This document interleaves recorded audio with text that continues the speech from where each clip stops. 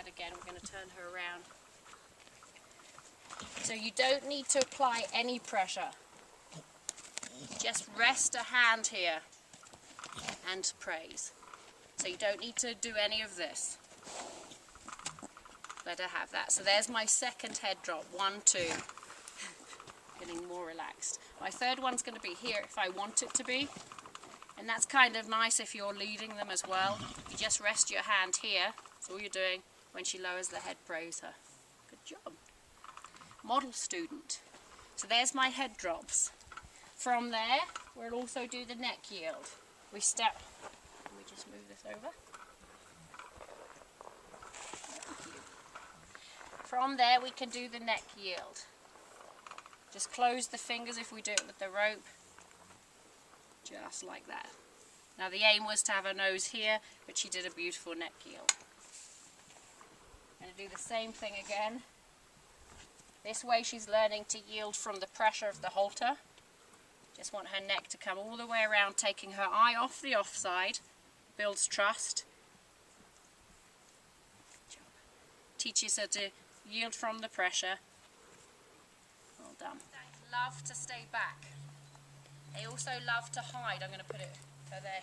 They usually like to be just there behind you. So the key will be to keep them next to you. Their nose is next to you. And keep on correcting her to say, you need to walk next to me, KitKat, not behind me. Because the day she spooks, you want her following her nose, which will be next to you. So you'll keep on correcting that, making sure like that, she's next to you. And that's where she'll find her place. See, she'll want to go behind. So you keep on correcting her. So you might find it cute until they trample you. And so you've got to make sure the nose is there, and you've got a bit of line, and you keep on creating a window of opportunity of learning, which means it's next to you. When she's doing the right thing, don't interfere with her. So there's a little bit of pressure, forward motion. Look where you're going. Keep her in your peripheral vision. Correct the nose. You can be light on it. There. And when we stop, she stop. Give that opportunity to hit the line a bit so she feels the pressure. Correcting her to stay with you.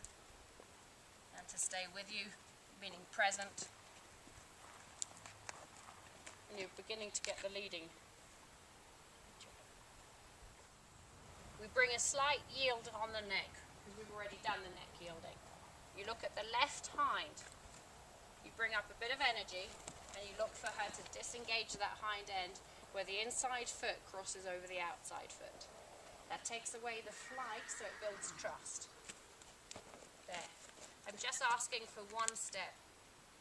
As the foot's in the air, you release the pressure by moving back. 1 and 2 and 3 and back. This is the piece that will be quite important with the leading. Because when we get into the leading in this sense, you can see it a little more now, we have her nose next to us. If she were to crowd, we'd look over that shoulder and she'd disengage and she'd begin to move her body correctly. She's just dragging along now. So you can get them to yield the hind end as you're leading to help them go in and out of gates as well. So we will create that by looking at that hind foot. There you go. Bring up some energy there and disengaging the hind end. Now that same exercise can look a little different.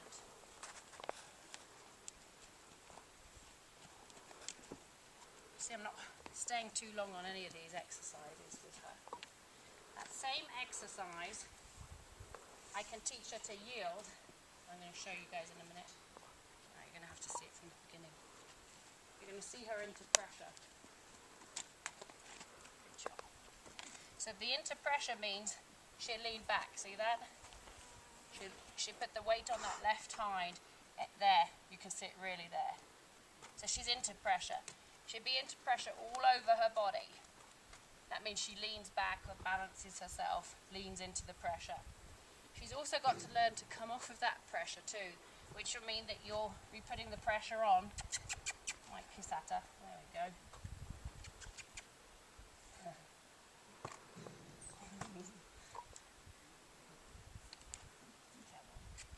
This is where people get impatient, and you'll see them use hoof picks. So you can pulse the pressure, and you can pinch. You simply pinch to. You can just create the pressure to be uncomfortable. Now she can sit that out because her name's KitKat.